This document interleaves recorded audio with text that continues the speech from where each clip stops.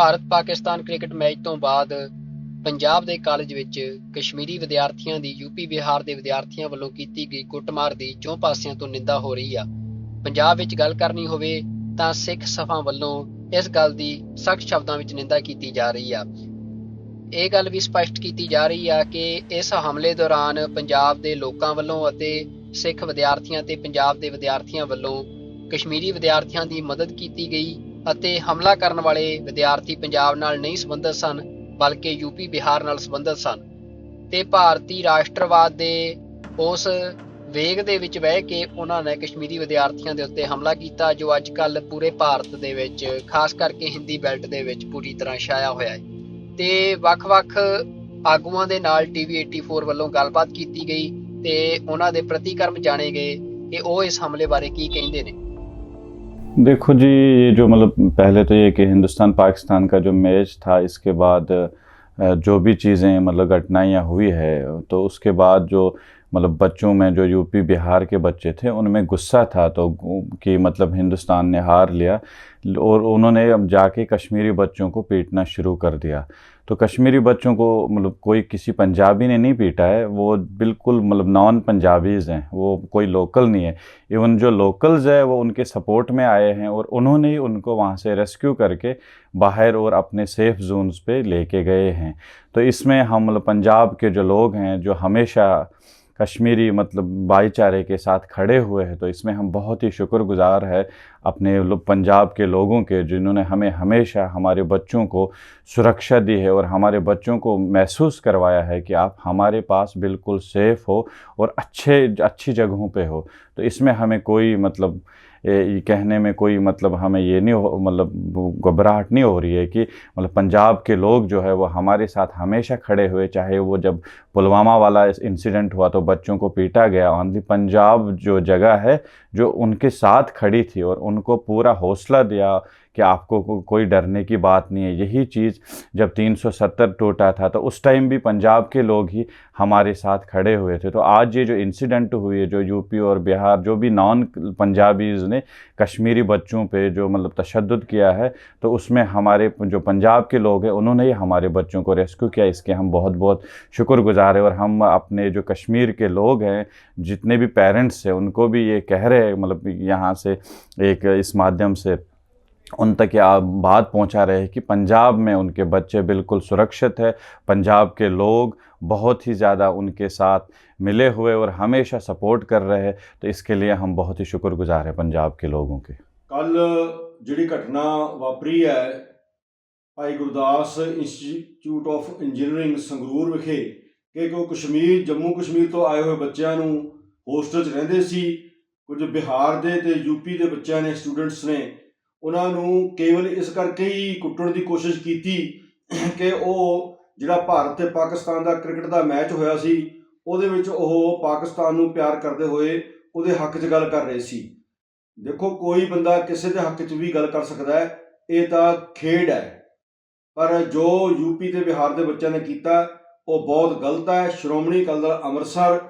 जिहदे प्रधान सरदार सिमरनजीत सिंह मान ने वो इस घटना की ना केवल निखेधी करते हैं बल्कि उत्थे जाके असी पता भी किया है। असी संगरूर के अपने जिम्मेवार बंदियां नूं यह भी कहा है कि जाके उत्थे उन्हां बच्चों का पूरा ध्यान रखा जाए, अगे तो यही जी गल कोई ना होवे। हरेक बंदा ये सोच के चले कि जिहड़ा पंजाब है, खासकर श्रोमणी अकाली दल अंमृतसर है, मैं उस पार्टी का general secretary professor Mahendrapal Singh बोल रहा। जे कोई बच्चा जम्मू कश्मीर का सारे पंजाब च किते भी पढ़दा तंग है तो मेरा नंबर 93 161 59 140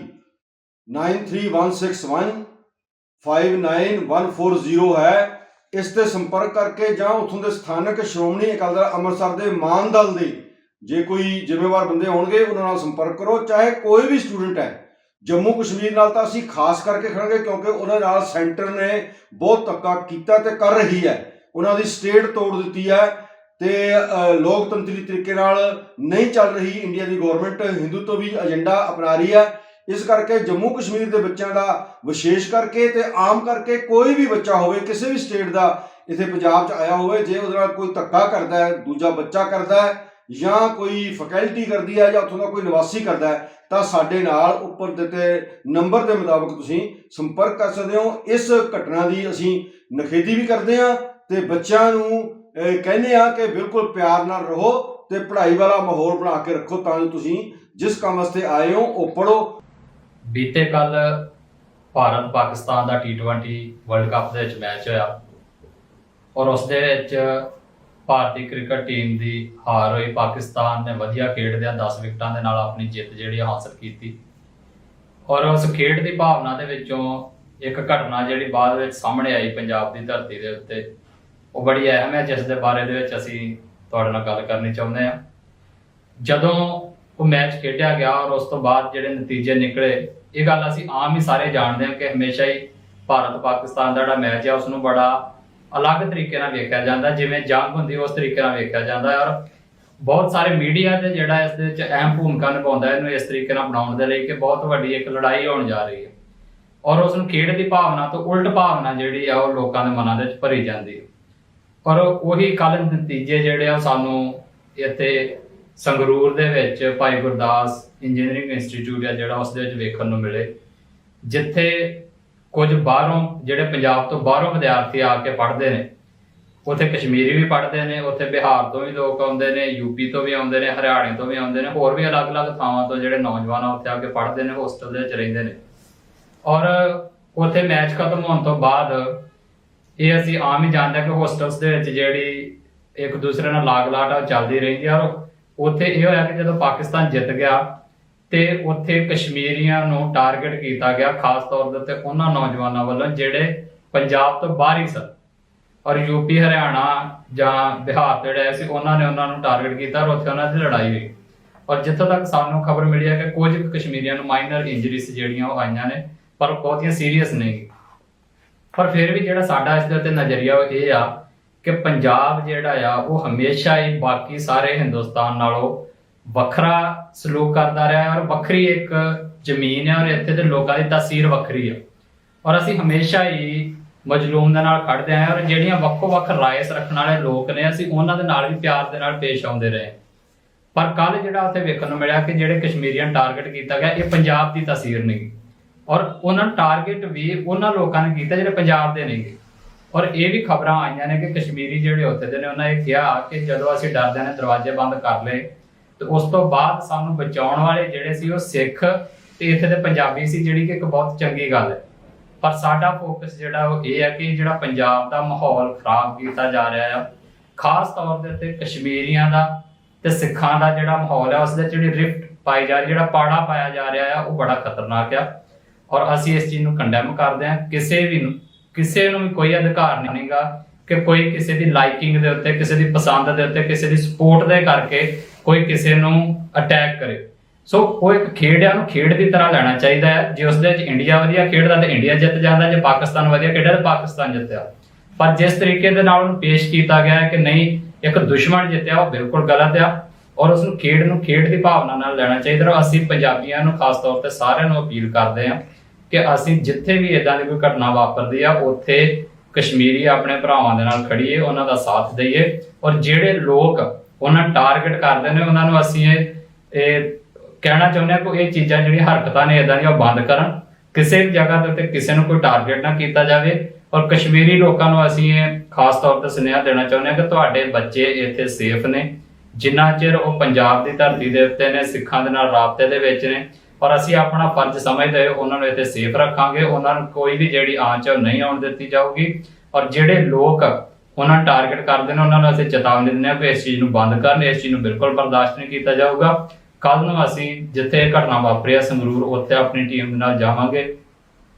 ਜਿਹੜੇ ਉੱਥੇ ਦੇ ਨੌਜਵਾਨ ਨੇ ਉਹਨਾਂ ਨੂੰ ਮਿਲਾਂਗੇ, ਉਹਨਾਂ ਨੂੰ ਹੌਸਲਾ ਦੇ ਕੇ ਆਵਾਂਗੇ ਕਿ ਉਹ ਜਿਹੜਾ ਬਿਲਕੁਲ ਘਬਰਾਉਣ ਨਾ, ਉਹ ਇੱਥੇ ਸੇਫ ਨੇ ਪੰਜਾਬ ਦੀ ਧਰਤੀ ਦੇ ਉੱਤੇ ਔਰ ਉਹਨਾਂ ਦੀ ਜਿਹੜੀ ਜਾਨ ਮਾਲ ਦੀ ਰੱਖਿਆ ਦਾ ਜਿਹੜਾ ਜ਼ਿੰਮਾ ਹੈ ਉਹ ਸਾਡੇ ਸਿਰ ਆਉਂਦਾ ਹੈ ਔਰ ਅਸੀਂ ਸਾਰੇ ਹੀ ਪੰਜਾਬੀ ਜਿਹੜੇ ਆ ਸਿੱਖ ਆ, ਅਸੀਂ ਉਹਨਾਂ ਦੇ ਨਾਲ ਖੜੇ ਆ ਔਰ ਕਿਸੇ ਨੂੰ ਕਸ਼ਮੀਰ ਦੇ ਵਿੱਚ ਇਹ ਘਬਰਾਉਣ ਦੀ ਜ਼ਰੂਰਤ ਨਹੀਂ ਕਿ ਉਹਨਾਂ ਦੇ ਨੌਜਵਾਨ ਜਾਂ ਉਹਨਾਂ ਦੇ ਬੱਚੇ ਪੰਜਾਬ ਦੇ ਵਿੱਚ ਸੇਫ ਨਹੀਂ ਗੇ। ਉਹ ਇੱਥੇ ਬਿਲਕੁਲ ਸੇਫ ਨੇ ਪਰ ਅਸੀਂ ਉਹਨਾਂ ਦੀ ਜਿਹੜੀ ਸੇਫਟੀ ਦੀ ਜ਼ਿੰਮੇਵਾਰੀ ਆ ਉਹ ਸਾਰੇ ਹੀ ਪੰਜਾਬੀ ਆਪਣੇ ਸਿਰ ਦੇ ਉੱਤੇ ਲੈਂਦੇ ਆ ਔਰ ਉਹਨਾਂ ਨੂੰ ਕਹਿੰਦੇ ਕਿ ਬਿਲਕੁਲ ਵੀ ਨਾ ਘਬਰਾਉਣ ਔਰ ਅੱਗੇ ਤੋਂ ਇਹੋ ਜਿਹੀ ਕੋਈ ਵੀ ਜਿਹੜੀ ਹਰਕਤ ਆ ਉਹ ਕਿਸੇ ਵੀ ਯੂਨੀਵਰਸਿਟੀ ਦੇ ਵਿੱਚ ਜਾਂ ਆਮ ਸੜਕ ਦੇ ਉੱਤੇ ਜਿਹੜੀ ਆ ਉਹ ਨਾ ਹੋਵੇ। ਵਾਹਿਗੁਰੂ ਜੀ ਕਾ ਖਾਲਸਾ, ਵਾਹਿਗੁਰੂ ਜੀ ਕੀ ਫਤਿਹ।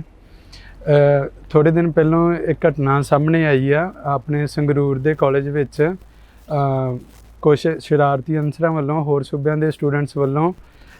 ਕਸ਼ਮੀਰੀ ਭਰਾਵਾਂ ਦੀ ਕੁੱਟਮਾਰ ਕੀਤੀ ਗਈ ਆ, ਜੋ ਕਿ ਇੱਕ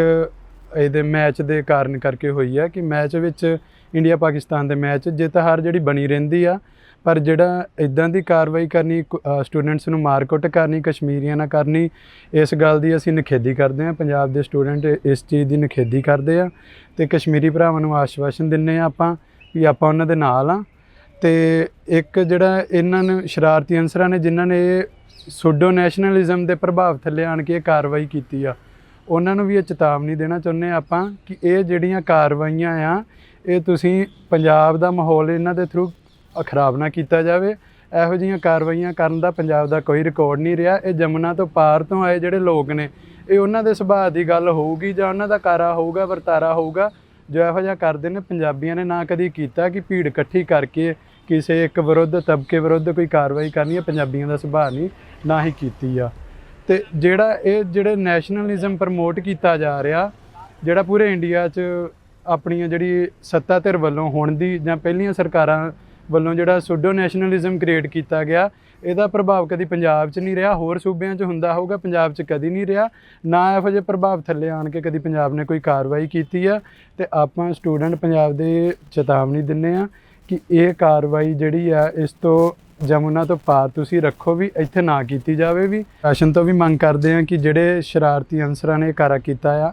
ਉਹਨਾਂ 'ਤੇ ਸਖਤ ਤੋਂ ਸਖਤ ਅਤੇ ਜਲਦ ਤੋਂ ਜਲਦ ਕਾਰਵਾਈ ਕੀਤੀ ਜਾਵੇ। ਇਹ ਨਾ ਹੋਵੇ ਇਸ ਤੋਂ ਬਾਅਦ ਵੀ ਜੇ ਅਨਸਰ ਕੋਈ ਇਹੋ ਜਿਹੀ ਸ਼ਰਾਰਤ ਕਰਦੇ ਨੇ ਅਤੇ ਫਿਰ ਇਹਦਾ ਕੋਈ ਠੱਲ ਪਾਉਣ ਨੂੰ ਜੇ ਕੋਈ ਪੰਜਾਬੀ ਕੁਛ ਕਰਦੇ ਨੇ ਉਹਦੇ 'ਚ, ਤਾਂ ਫਿਰ ਸਰਕਾਰ ਕਹਿੰਦੀ ਆ ਵੀ ਤੁਸੀਂ ਕਾਨੂੰਨ ਹੱਥ 'ਚ ਲੈਂਦੇ ਹੋ। ਇਸ ਕਰਕੇ ਸਰਕਾਰ ਜਿਹੜੀ ਇਹਨਾਂ 'ਤੇ ਕਾਰਵਾਈ ਕਰੇ ਵੀ। ਅਤੇ ਆਪਾਂ ਕਸ਼ਮੀਰੀ ਭਰਾਵਾਂ ਨੂੰ ਵੀ ਇਹ ਆਸ਼ਵਾਸਨ ਦੇਣਾ ਚਾਹੁੰਦੇ ਹਾਂ ਕਿ ਅਸੀਂ ਉਹਨਾਂ ਦੇ ਨਾਲ ਖੜ੍ਹੇ ਸੀ। ਜਿਵੇਂ ਤੁਸੀਂ ਵੇਖ ਸਕਦੇ ਹੋ, ਉਦੋਂ ਕਸ਼ਮੀਰੀ ਸਟੂਡੈਂਟਸ ਨੇ ਵੀ ਇਹ ਬਿਆਨ ਦਿੱਤੇ ਨੇ ਕਿ ਜਦੋਂ ਇਹਨਾਂ ਨੇ ਹਮਲਾ ਕੀਤਾ ਹੈ ਅਤੇ ਪੰਜਾਬੀਆਂ ਨੇ ਉਹਨਾਂ ਨੂੰ ਬਚਾ ਕੀਤਾ। ਇਸ ਤੋਂ ਪਹਿਲਾਂ ਵੀ ਪੰਜਾਬੀਆਂ ਨੇ ਜਦੋਂ 370 ਹਟਾਈ ਗਈ ਸੀਗੀ, ਉਦੋਂ ਜਦੋਂ ਪੂਰੇ ਦੇਸ਼ ਵਿੱਚ ਇਹਨਾਂ 'ਤੇ ਕਸ਼ਮੀਰੀ ਭਰਾਵਾਂ 'ਤੇ ਹਮਲੇ ਕੀਤੇ ਗਏ ਸੀਗੇ, ਤਾਂ ਪੰਜਾਬੀ ਇਹਨਾਂ ਦੇ ਨਾਲ ਮੋਢਾ ਜੋੜ ਕੇ ਖੜ੍ਹੇ ਸੀਗੇ। ਹੁਣ ਵੀ ਖੜ੍ਹੇ ਹਾਂ ਅਤੇ ਅੱਗੇ ਵੀ ਅਸੀਂ ਇਹਨਾਂ ਦੇ ਨਾਲ ਖੜਾਂਗੇ।